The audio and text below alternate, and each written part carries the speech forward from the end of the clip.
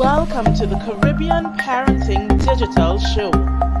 This talk show is presented each week by host Alina Lewis and features guests from our Caribbean islands right here on this channel. As we discuss family finances, proverbial principles, child guidance, and academics at home, guests join in weekly to have conversations that give helpful tips about how to be a better parent.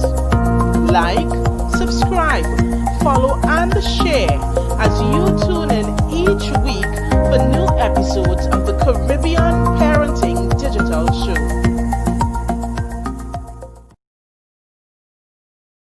Hi, good evening, and welcome to the Caribbean Parenting Digital Show.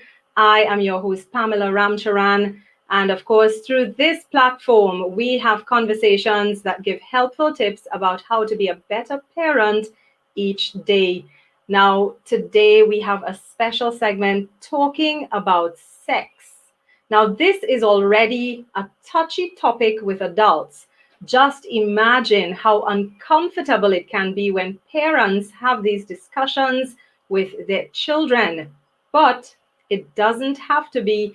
And today we are pleased to have Andrea Gopaul with us, returning to the studio to discuss introducing sex talks at appropriate ages. Let's discuss further as we welcome Andrea. Thank you for joining us, Andrea. It's such a pleasure to have you again. Thank you. Good night, Pamela. Good night to the team and all the viewers. As usual, it is my pleasure to join you and to give my little input. Thank you very much for having me again. And we did mention a touchy topic at the beginning, introducing sex talks at appropriate ages. So, Andrea, we're going to get right into the conversation. And just to start things off, what is considered, because we hear appropriate, what is considered an appropriate age for sex talks? Well, talking to your child about sex and sexuality should usually begin prompted by their own curiosity.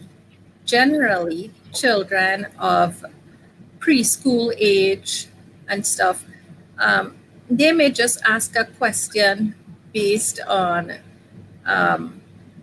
if mommy's having a baby or their body parts and stuff like that. So basically, it is something that you begin to be comfortable with. And as long as a child can start to understand, I think one of the first things to do is to teach them the correct name for their body parts as they are growing up, because then that would be the basis for discussion as they grow up further. Thank you so much, Andrea. And you mentioned preschool age. Of course, I also have children, and I remember when my children started going to preschool and they came home and they started asking questions, Andrea. Took me by surprise because it is not the conversation that we would have started as yet with them. But, in the age that we are living in, children know so much more than when we were children. And even as we continue, for parents that are listening, that are looking on at the live, Andrea, why are these talks so important? Well, it is important for a number of reasons. Basically, we want to keep our kids safe.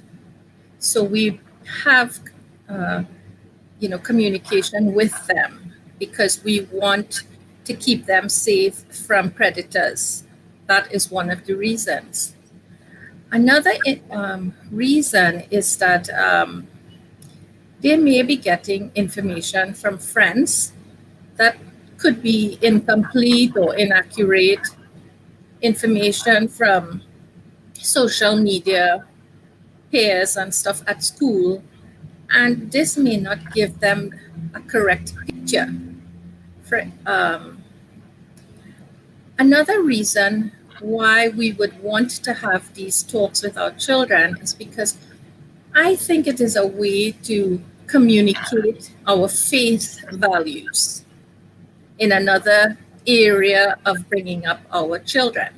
For instance, sex and sexuality are tied into things that certain religious groups may hold. For instance, like modest dressing, premarital sex. Your religion may have a view on things like masturbation or some oral sex. So, the parent can have these talks in order to communicate their faith values to their children because this is the parent's duty. In this age that we are in now, the online learning, sexual predators are out there, and it is about also creating awareness about people who, may be trying to do things. I remember at one of my schools, there was an incident where a young girl met someone online, and the adult male kept asking for photos of her without clothes. And she was coerced and, probably through low self-esteem and whatever, maybe she didn't communicate to get the support of her parents. She actually sent it, which ended up being embarrassing in the long run. Yes, so those are some of the reasons why it is important. Also, yeah. Want to ask me anything else? Yes. And, even as you speak about those things, and I know that access to the internet, everything can be found, or mostly everything can be found on the internet. And we have children from very young toddlers, growing even into teenage to adulthood, everything and anything that you want to find out, it's very easy for children to go and just Google it. And it is just available. And it is definitely so important that parents really take the time to explain to their children, because Andrea, even when we were younger and when we were growing up, these were things that were very taboo in our time. Was that your experience of these types of talks being a bit taboo when you were a child as compared to now? Well, I grew up in a very religious household. My parents were ministers and stuff. So I guess it may have been a little awkward. My first experience, usually a child hears something, was from a neighbor, an older girl who said some stuff. And then I think when we told my mom, then she explained, because we couldn't believe, what she was saying. We couldn't believe it. And then my mom explained to us. So obviously, in my own personal situation, the conversation didn't begin early enough, where it took me by surprise. I was in the latter primary school age group. Yeah. All right. And even as we continue our conversation this evening, introducing sex talks at appropriate ages, we take just a break at this point for our sponsor.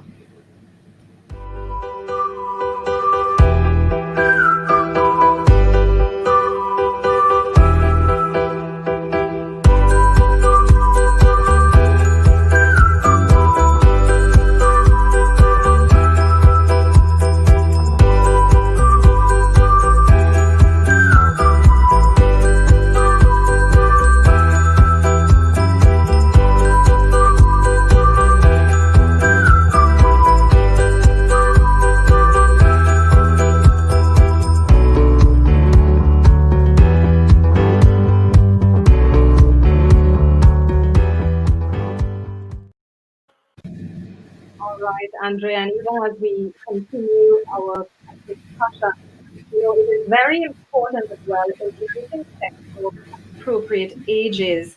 Now, there must be strategies by which this can be done at the particular ages. So, can you just expand on that? Some of the strategies that parents can use at different ages to introduce sex talks. Well, definitely talking about this topic that is still, I would say, taboo in our society, we first need to get ourselves comfortable with the topic. We need to. I remember I was doing HIV train the trainer training, and one of the first things they told us is we have to get comfortable talking about sex. And so the parent needs either to read, look at some videos, talk to other parents so they could become comfortable with it. They need to inform themselves. Um, at the end of the program, I will talk about a video that explains it, the whole sexuality, growing into it, so that parents can do that. So when parents inform themselves, when they are comfortable with the topic, one of the ways they can get comfortable with the topic is through a role play with their partner or a friend. Try to imagine what the child would be asking. And so when you rehearse actually saying it, it becomes easier. It's like before my students go off to job interviews in Form 5, we would have mock interviews with them, so that the fact that they did it before, spoke about it, thought about questions, was in the situation, it relaxes them. And students have actually come back and say, Miss, that session you did really did help. So the parent first has to become comfortable with the topic, talking about it, figure out what they're going to say.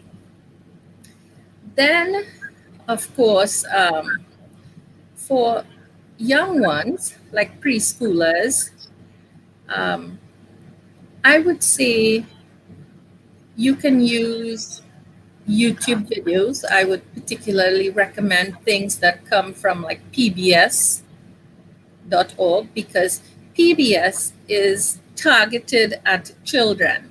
So it will explain it in a very simple manner and just touch on what they should know. So videos is one.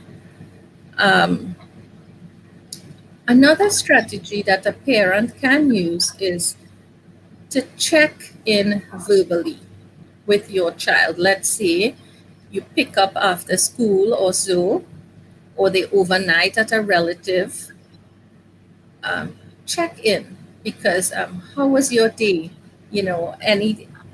Find out. Sometimes you would see an attitude, a mood, or behavior that is not characteristic. So checking in with your child would give you cues as a parent that something is not right. For older children, like primary school children, there is a program run by the ELPIS Center. Maybe by the end of the program, I'll get the name. But basically what it is a day camp that runs for a week that teaches kids about sex a little, about protecting themselves, about learning how to say no to certain behaviors. So there are certain programs, like how we send our children to a week of VBS. It would be like a week-long program like that. Because sometimes, especially kids who come mid-teens, they would want to know a little more information. And when those hormones start raging, they need to have the strength to say no. If a child, if you're having a conversation with a child and maybe you don't know the answer, um, you can always say, promise to get back to the child. And for smaller kids, I would say keep it simple um, and age appropriate. For instance, a question like smaller ones usually ask, how did the baby get inside mommy's tummy? You know, you just make the answer one line, and usually that is sufficient for them. If you want to give them um, a religious answer, you sometimes the simplest thing would suffice them, but do not overload with information. So, in other words, when they start to ask, you realize that the curiosity is starting to increase, especially in the primary school age when they, start to meet friends and stuff like that. So, answer only what is asked. Another strategy you can use is use opportunities. For instance, like doctor's visits, to talk about it, on the way there in the car or maybe afterwards. You could talk about, you know, body parts and how they work, depending on the age of the child. Things like if someone in the family is pregnant, that is an opportunity to talk about sex and sexuality. Or even another opportune moment might be social events, especially like for older teens um, or preteens.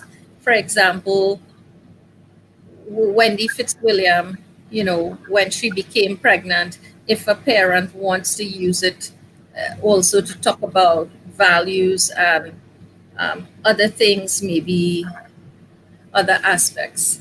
Yeah, so those are a couple strategies Yes, and parents can use. yes, and Andrea, even as you were speaking about it, because when parents, or at least what I have experienced, even with my own children, and you can tell me if this is something that you have also seen, when they come to parents and they ask a particular question, depending on the age, and I'm not talking necessarily about those that are very young, but those that are a little older, what I realized is that when they come and they ask a question, it is it is as though they already know what the answer is. Is that something that you have experienced? Yes, I would think they're double checking with the parent to see if what they heard was valid. Yes. Another strategy that I missed was, I think, talking, apart from using opportune teaching moments, I would think that talking about such a thing should be in a relatively private setting in order to avoid the child feeling embarrassed in front of other siblings or relatives. And if they want to ask questions, they can ask questions. A good place to do it actually is in your car. You might be alone and they kind of stuck with you. Yes, but never give too much information. All right. Another opportune moment, teaching moment, is when there are international observances. For instance, International Day of the Boy or International Day of the Girl. Those would be opportunities where those sexes are celebrated and there will be information. And it's an opening to talk because sometimes we just, as parents, we don't know how to bring this up. So using those opportune and teaching moments is really good for us. Indeed. And as parents as well, they like to use the term the bees, the birds and the bees.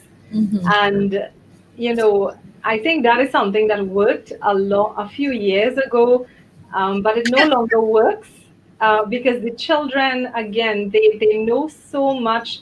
They have the internet and access to so many different things and so many different avenues, Andrea. Now, you would have touched on our question there on, like what would be some of the best forums to have these types of talks. And you did mention having them, in private as well.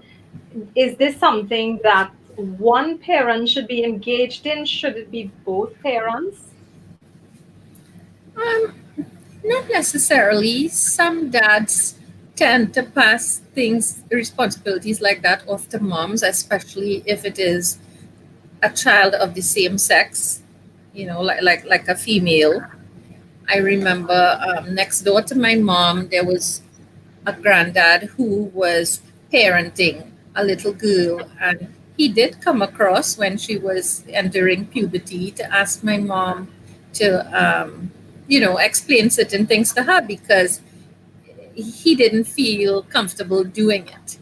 And then sometimes maybe boys and their fathers, if the father is in the picture, the father might give a bit of a different twist than the mother would. Yeah, that they Yeah, might add that macho Caribbean twist, but we yeah. don't. Yes, indeed, indeed. And, even as we continue our conversation, we're going to move into our question and answer segment for all of our viewers who are listening in and just tuning in. Remember, we're talking about introducing sex talks at appropriate ages. And we have our guest, and she is a guidance counselor, Andrea Gopaul. So, Andrea, our first question from one of our viewers is, how much information will be considered too much for the younger ones? If the smaller they are, the less information you give. Sometimes a one sentence answer is sufficient for them. You know, sometimes that is enough. If they want more, they will ask for more. In this case, I would think less is more. The younger they are, yes. Yes, and of course, I remember you mentioned also just answer the question that is asked and don't give anything more. Of course, for the younger children, and we move on to our next question. So, a 10-year-old child watches pornography after coming by it by accident, and the parent cannot get him to stop. What should the parent do in a case like that? Pornography is something that can become addictive because it connects with the pleasure center in the brain. Just like shopping may bring pleasure, and sometimes, um, different things would bring pleasure to us, eating, um, drugs, and alcohol. It can be addictive and it will need professional help. Definitely, it would need professional help to undo this. When I attended a conference on pornography a couple years ago, one of the things they said is pornography, um, if shown to a child by an adult, is a form of sexual abuse, by the way. But in this case, the 10-year-old stumbled onto it by accident. Um, that definitely needs to be addressed by a professional because with other forms of abuse, the scars go away, but in the pornography situation, the images remain imprinted, and it is it is difficult to uh, erase some of the images from the mind. And the longer that the child remains engaged in the pornography, then that would prompt other sexual behaviors eventually, because like any other addiction, when you start to take it in a small dose and you get an effect, you start to want to become more hardcore. Okay, I don't want to scare the parent, but um, this is what happens. They will try to um, maybe practice what they saw, things like masturbation, and yes. So help needs to be sought. I think a good place would be probably your school counselor who can refer you to the child guidance clinic, or if the parent has a medical insurance that covers EAP counseling, it would most likely also cover the child so they can access it. And whenever you access counseling, you or a family member, um, nothing ever goes back to your place of work in the sense of what you went to be counseled for. Okay, Okay. yes, so that fear, yes. All right. And even as the questions continue to come on, the next one is, how can a parent help their child understand that it is okay to be friends of the other sex? Okay, well, during certain ages, early primary school age, boys want to play with boys and girls want to play with girls. And then if you are a girl, talking to a boy is yuck. Yeah. Yes, But it is. those walls come down as puberty is introduced naturally, because puberty begins very gradually at 8, where very, very gradually the hormones, the sex hormones begin being released in the body. And, like around 10, it starts to speed up, and all of a sudden you will realize the sexual development changes.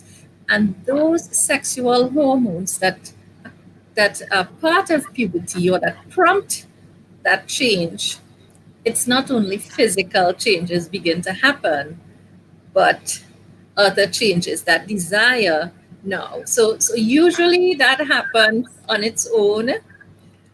That happens on its own.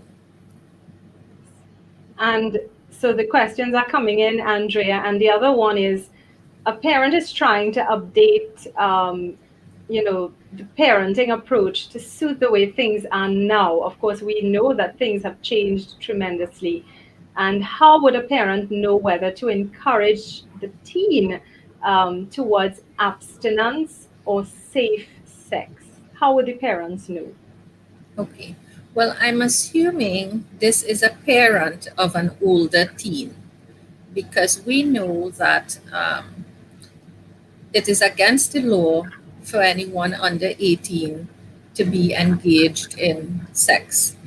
Unless, of course, sometimes um, children, through experimentation and curiosity, things happen between smaller children. uh, that is not considered really criminal. Okay, but if it happens, let's say with a 20-year-old and a 15-year-old, then that would be criminal. Um, Definitely, I think the parent would want to be true to themselves, true to their values that they are comfortable with. I think our values are what ground us. It is what keeps us steady in this sea of ever changing stuff.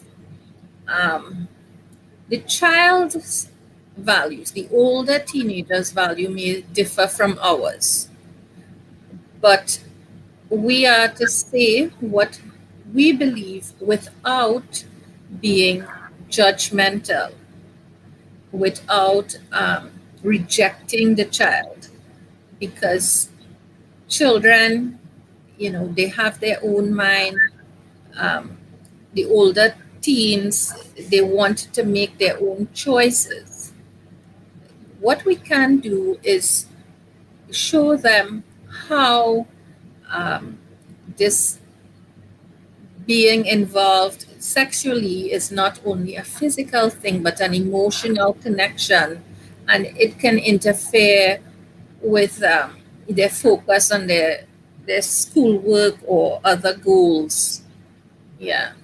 So definitely the parent would want to be true to their values. Okay. And, even as we continue, remember, you are here on the Caribbean Parenting Digital Show, where we are talking with guidance counselor Andrea Gopaul, the topic introducing sex talks at appropriate ages. And Andrea, another question here. Given that it's difficult for parents to discuss the topic, is it okay to provide brochures or written information on the topic to the children? Well, definitely if the brochures are age appropriate. Because some brochures, if it was intended for adults, could be too explicit. Usually, um, during school, let's say around standard 4 or 5, the guidance officer will begin to introduce the topic of puberty, and brochures and stuff would be given on it, or clips and stuff. So make sure if you're doing that, it doesn't it isn't too much for your child if the child is younger. All right. And then another question here concerning a 5-year-old child. My 5-year-old son keeps touching himself down there. Is this a bad thing? Andrea, what would you say to that? I knew that question was going to come. It always comes. Okay, so I have to refer to the father of psychology, Freud, who talked about psychosexual stages of development. So there are a few stages. So during the age of 3 to 6, there is that emphasis on the genitals. So children are exploring themselves, and they may be touching themselves. Of course, it is a pleasurable sensation, so sometimes it may be used for self-soothing. Let's say a child um, got some really bad licks or a buff, they may go to bed and you know touch themselves to because of the pleasurable sensation, to soothe themselves. Usually it kind of goes away on its own unless it is coupled with other factors, like, an older sibling or cousin. Because this is usually the case where parents should be careful when leaving their children with older cousins and stuff, because sometimes they may expose them to information that your child is not ready for as yet. Yes, so I think a 5-year-old touching himself is pretty normal, and it would usually go away on its own, unless Uh, there are other concerning factors together with it. Yeah. all right. And, definitely we appreciate your responses to those questions. I know it would have been very informative for the parents. And even Andrea, as we're about to wrap up this segment, indeed, we have learned so much. What are your final thoughts this evening? I would say get comfortable with the topic by learning about it and practicing. And the look at Discovery Channel. There is something called Teen Dreams. It explains the process of puberty and sexual feelings and stuff. And that is one of the resources that I would leave with you, so you can have it clear in your head before you discuss. Yeah. All right. I want to thank you so much, guidance counselor Andrea Gopaul. Of course, we discussed today introducing sex talks at appropriate ages on the Caribbean Parenting Digital Show. So thank you to all our viewers for tuning in as well. And I do hope that the information that was shared was very helpful to you. So thank you again for taking the time to join the Caribbean Parenting Digital Show. As a bi-weekly talk show, it is streamed digitally each Wednesday and Sunday right here on this channel. Be sure to like, subscribe, and share. And we appreciate that you've tuned in for this episode of the Caribbean Parenting Digital Show and trust that you are now better equipped as a parent to support your children and by extension your family based on the information shared. I am your host, Pamela Ramcharan, and until the next time, take care.